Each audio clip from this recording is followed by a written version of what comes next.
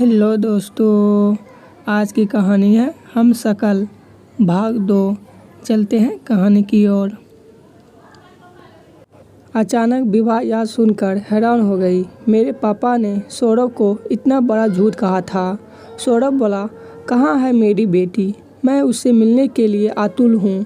विभा बोली, वह यहीं है, हॉस्टल में पढ़ती है। उसने मेरा जन्मदिन मनाने के लिए मुझे यहाँ बुलाया था। विभा बोली, मेरे पापा ने कहा कि सौरभ तुम्हें छोड़कर चला गया है, परंतु मुझे विश्वास ही नहीं हुआ।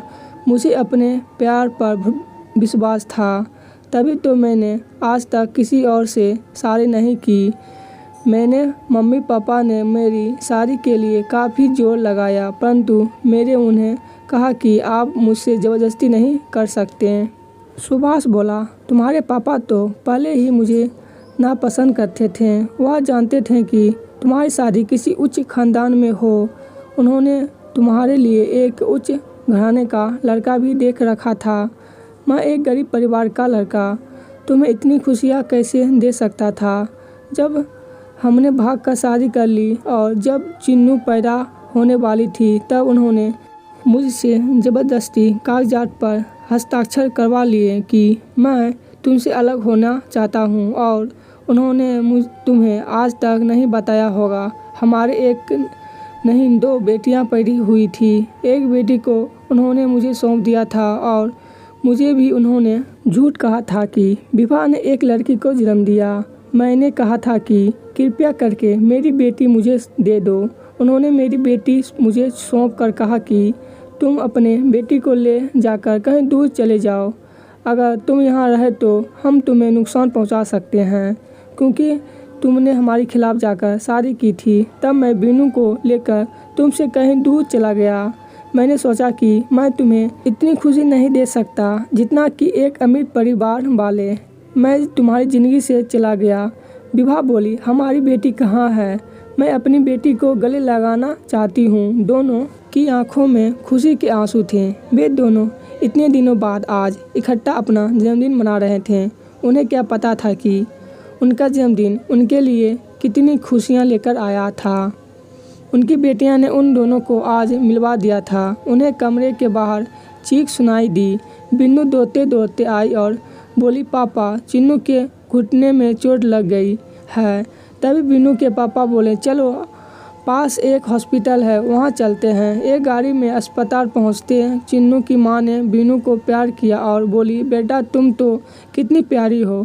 तभी चिन्नू बोली, पापा भी तो प्यारे हैं। चिन्नू की मम्मी बिन्नू से बोली, बेटा आज तुमने हमें जो उपहार दिया है वह कोई भी बेटी अपनी माँ को नहीं दे सकती, क्योंकि इतने वर्षों के बाद मुझे तुम्हारे पापा मिल गए हैं। चिन्नू को उसकी माँ ने कहा कि तुम्हारी बहन बीनू तुम्हारी सगी बहन है, और यह भी उसके पापा ही नहीं तुम्हारे भी पापा हैं, क्योंकि यही तुम्हारे बिछड़े हुए पापा हैं। चारों एक दूसरे के गले लगकर रो रहे थे। डॉक्टर ने नर्स को कहा कि तुम चिन्नू को पट्टी कर दो।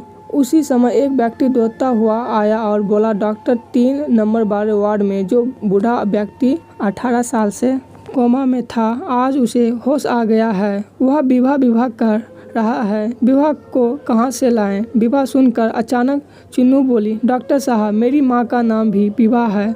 आप इसे ही विभा बनाकर उसे बूढ़ा के पास ले जाएं।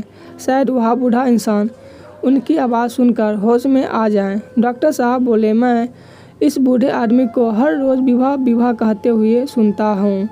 इसके बाद वह आदमी बेहोश हो जाता है। शायद यह विभा कहीं ना कहीं इसकी कुछ लगती होगी, जो कि वह विभा को कुछ बताना चाहता है।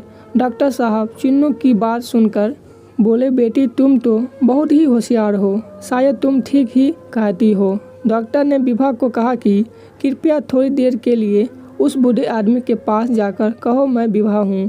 विभा और सुभाष दोनों उस वार्ड में गए जहाँ बूढ़ा व्यक्ति बिस्तर पर पड़ा हुआ था। उसकी आंखें बंद थी। वह बार बार विभा कर बेहोश हो रहा था। डॉक्टर ने जाकर उस बूढ़े आदमी मरीज को कहा कि तुम्हारी विभा आ गई है। आश्चर्यचकित होकर बूढ़ा उठकर खड़ा हो गया। बोला, बेटा, न जाने कितने दिनों से तुम्हारी राह देख रहा था। मैं तुम्हें कुछ बताना चाहती हूँ। विभा अपने बूढ़े दादाजी को देखकर चौंक गई, क्योंकि सचमुच में ही उसके दादाजी इतने वर्षों बाद उसे मिले। उन्होंने तो सोचा था कि उसके दादाजी तो मर गए हैं, क्योंकि 18 वर्ष पहले वह एक ट्रक की चपेट में आ गए थे। उनको ढूंढने की बहुत कोशिश की, लेकिन उनके मम्मी पापा ने कहा कि ट्रक के टुकड़े टुकड़े हो गए थे। सारे के सारे लोग उस दुर्घटना में मारे गए थे। इतने वर्षों बाद अपने दादाजी को जिंदा देखकर विभा ने अपना दादाजी को गले से लगाया। उसके दादाजी से सुभाष को भी साथ देखा तो उन्हें खुशी हुई। वह बोले, बेटा मैं तुम्हें कुछ बताना चाहती हूँ। जिस दिन तुम्हें मेरे बेटे ने घर से चले जाने के लिए कहा था और तुमसे झूठ कहा था कि विभा ने एक बेटी को जन्म दिया है, परंतु मेरे सामने उसने 2 बेटियों को जन्म दिया था। मैं यह बात बताने के लिए उस दिन तुम्हारे पीछे आ रहा था कि तुम विभा को छोड़कर मत जाओ, परंतु तुम्हारे ससुर ने मुझे भी धमकी दी और कहा कि वह लड़का हमारे घराने लायक नहीं। परंतु मैंने तो तुम्हें स्वीकार कर लिया था। जब मैं सड़क में तुमसे मिलने ही वाला था, मैंने तुम्हें देख लिया था, तभी ट्रक वाले ने आकर मुझे धक्का मार दी। इसके बाद मुझे कुछ पता नहीं है। मैं 18 वर्षों तक अस्पताल में बेहोशी की अवस्था में पड़ा रहा। विभा ने चिन्नू और मिन्नू को दादाजी से मिलवाया। वह भी दादाजी के गले लगकर बोली, दादाजी आप भी हमारे साथ ही रहेंगे। शाम को आकर विभा अपने माँ बाप से बोली, आपने मुझे सच्चाई से हमेशा दूर रखा। आपने तो अपने बच्चे के प्यार के काबिल भी नहीं समझा और मेरी ज़िंदगी में खुशियाँ देने से पहले ही मुझे वीराने में जीने के लिए मजबूर कर दिया। आप दोनों अब खुश रहो। आज मैं अपने पति के साथ अपनी बेटियों को लेकर सदा के लिए जा रही हूँ।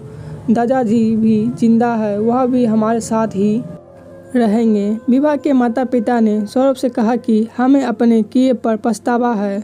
हमने तुम दोनों को दूर कर दिया था, इसके लिए भगवान भी हमें माफ़ नहीं करेंगे। मेरी बेटी समझदार थी, उसने शादी का फैसला नहीं किया। बेटा हमें अपनी गलती का आज सचमुच में ही अफसोस है, हमें माफ़ कर देना। सौरभ बोला, बड़े माफ़ी नहीं मांगा करते, हम बच्चे को तो आपका आशीर्वाद मिल जाए वही अच्छा है।